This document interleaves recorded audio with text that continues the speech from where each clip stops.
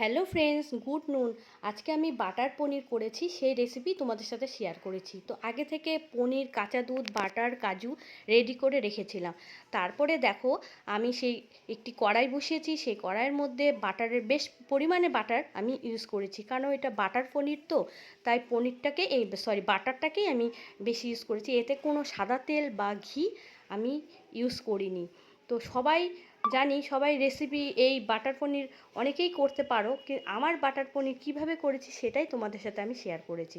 তো যাই হোক, এই বাটার পনিরের মধ্যে আমি বাটারটাকে ইউজ করেছি। এই বাটারের মধ্যে একে একে আমি গোটা গরম মশলা দিলাম, তারপরে সাদা জিরে ইউজ করেছি।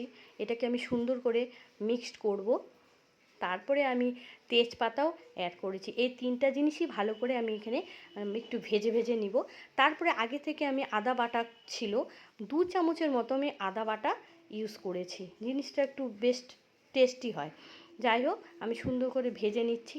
আমার মেয়েরা ছোট বলে কাঁচা লঙ্কা বেশি দেয়নি, 3-4টে কাঁচা লঙ্কা অ্যাড করেছি। তারপরে আগে থেকে 4-5টা টমেটো আমি পেস্ট করে রেখেছিলাম, সেটাকেও আমি তার মধ্যে অ্যাড করলাম। সুন্দর করে আমি এটাকে ভেজে নিচ্ছি, লাল লাল করে ভেজে নিচ্ছি। এই জিনিসটা গ্রেভি টাইপের হবে বলে আমি একটু টমেটো পেস্ট একটু বেশি ইউজ করেছি। যাই হোক, 5 মিনিটের জন্য আমি এটাকে ঢাকা দিলাম।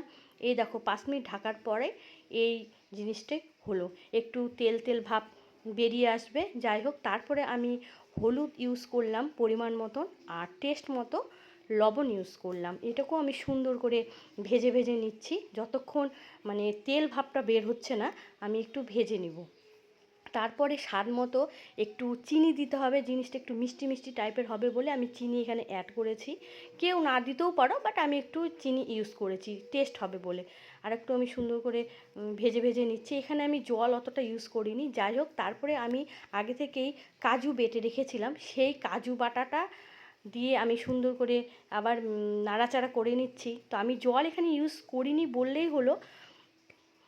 তারপরে আমি ওখানে হালকা বাটি ধোয়া জল একটু দিয়েছিলাম, আমি জল ইউজ করিনি। জলের পরিবর্তে আমি কাঁচা দুধটাই ইউজ করেছি। তো দেখো, আমি সুন্দর করে কাজু বাটাটা মিক্স করে নিচ্ছি বাটারের সাথে। তারপরে এই দেখো, আমি 1 বাটিরও বেশি দুধ ইউজ করেছিলাম। 1 বাটি দুধ তো দিয়েছি, তারপরে আমি আরও পরিমাণে দুধ দিয়েছিলাম, জিনিসটা বেশি গ্রেভি হবে বলে।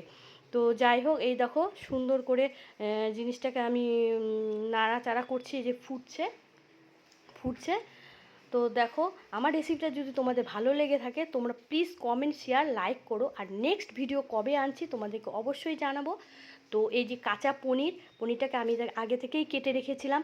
হ্যাঁ, আর একটা কথা, এই পনির একদম ভাজা যাবে না, কাঁচা পনিরই এর মধ্যে অ্যাড করতে হবে। তো হয়তো সবাই জানো, তাই আমি আরেকবার বলে দিয়েছি। যাই হোক, এই দেখো লাস্ট আমার রেসিপিটা দেখো কত সুন্দর কালারের। সত্যি কালার যতটা ভালো এসেছে না, খেতেও অসাধারণ হয়েছে, অসাধারণ।